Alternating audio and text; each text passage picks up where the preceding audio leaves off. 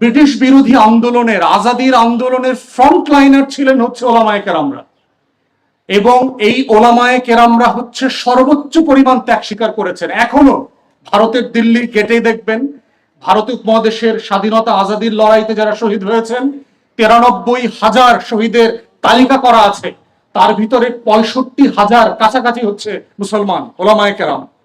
আজাদির আন্দোলনের পরে দেখবেন এখানে আপনার 1857-তে যখন ব্রিটিশ বিরোধী আন্দোলনের বিরুদ্ধে প্রথম সিপাহী বিদ্রোহ হয়, আজাদির আন্দোলন ফার্স্ট অর্গানাইজ মুভমেন্ট হয়, আমাদের এই বুড়িগঙ্গার তীর ধরে কোন দিন হাজার হাজার আলেমদেরকে ফাঁসি দেওয়া হয়েছে আম গাছের সাথে নাড়ায়।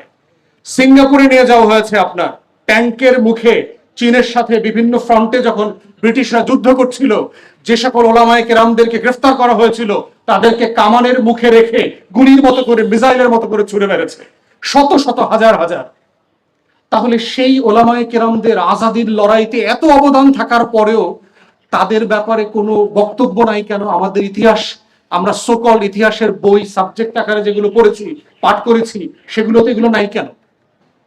তাহলে আজকের মাদ্রাসা শিক্ষার্থীদেরকে জুলাই আন্দোলনের অংশগ্রহণে মধ্য দিয়ে এমন একটা ন্যারেটিভ তৈরি করা হচ্ছে যে ইউ আর নোবডি, তুমি আসলে কিছুই ছিল না, তুমি যেহেতু এই 80-90 জন 100+ তোমরা গত জুলাই আন্দোলনে লড়াই করেছো, শহীদ হয়েছো, তাই আমরা বোধ করছি তোমাদেরকে একটা সান্ত্বনা পুরস্কার হিসাবে একটা ব্রোঞ্জ মেডেল দেওয়া দরকার। লড়াইটা এবং রিকগনিশনটা কিন্তু সেই জায়গায় নিয়ে গেছে। অতএব এই স্বীকৃতিটা কিন্তু মাদ্রাসার এবং শিক্ষার্থী শিক্ষক যারা আছেন তাদের খুশি হবার কোনো কারণ নাই। গ্র্যাজুয়ালি আপনাকে আবার ডাস্টবিনে নিয়ে যাবে, প্রসেস কিন্তু তাই।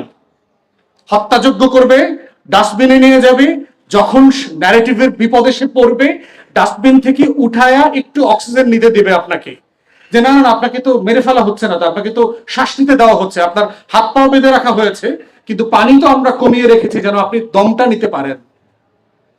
অতএব এই যে একটা মূলধারার আজাদির লড়াইতে যারা নেতৃত্ব দিয়েছিলেন তাদেরকে সাইড লাইনে রেখে যে একটা লড়াই, রাষ্ট্র প্রকল্পের আন্দোলন, সংগ্রাম তৈরি করা হচ্ছে, তার মধ্য দিয়ে হচ্ছে একটা কলোনিয়াল প্রকল্প আছে, এবং এটাই হচ্ছে ওয়েস্টার্ন কলোনিয়াল প্রজেক্ট, যে মূলধারাকে সাইড লাইনে রেখে একটা আরোপিত নাস্তিক্যবাদ, সুশীল বাঙ্গু এলিটদেরকে প্রমোট করার মধ্য দিয়ে একটা রাষ্ট্র প্রকল্পকে দেখানো যে এই রাষ্ট্রটা নেভার এক্সিস্টেড।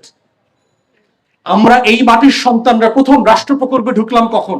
গত শতাব্দীতে মুসলিম লীগ প্রতিষ্ঠা হয়েছে এইখানে, এই এলাকাতে, এইসব এলাকাতে। প্রথম কনফারেন্স অল ইন্ডিয়া এডুকেশন কনফারেন্সে সারা ভারতবর্ষের ওলামায়ে কেরামরা এখানে এসেছিলেন। পরবর্তীতে ওনারা সিদ্ধান্ত নিয়ে মুসলিম লীগ করলেন কংগ্রেসের কাউন্টার ইসলামোফোবিক ন্যারেটিভ ডিল করবার জন্য। তার পরবর্তীতে আমরা দেখলাম বঙ্গভঙ্গ হয়েছে এখানে প্রশাসনিক বেনিফিট দেওয়ার জন্য 6-এ, যেটা রদ করা হলো 1911-তে। ঢাকা বিশ্ববিদ্যালয় প্রতিষ্ঠা, নবাব সলিমুল্লাহর লড়াই, প্রত্যেকটা জায়গাতে দেখবেন এই ফিগারগুলোকে নাই করে দেওয়া হয়েছে। এবং দেখেন আওয়ামী লীগের প্রতিষ্ঠাতা কারা ছিল? মানে এই ট্র্যাজেক্টরি যদি না বুঝেন তাহলে ফ্যাসিস্ট রাষ্ট্র প্রকল্প বুঝবেন না।